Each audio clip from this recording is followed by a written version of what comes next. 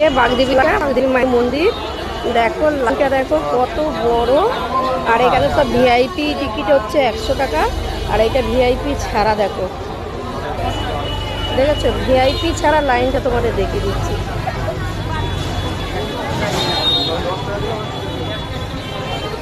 দেখেছো, এটা ভিআইপি ছাড়া লাইন।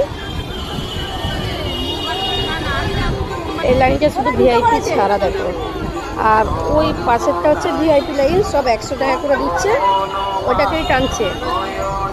আর ভিআইপি ছাড়া লাইনটা দেখো কোথায় দিয়ে, যারা দূর থেকে আসছে তাদের কি অবস্থা হবে।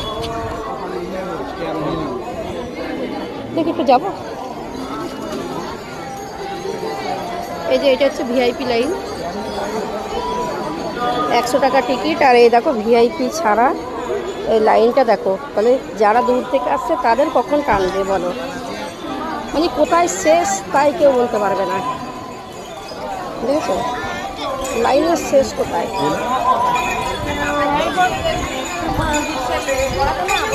ভিআইপি ছাড়া লাইন দেখো। আর যাদের ভিআইপি একটা টিকিটের একটা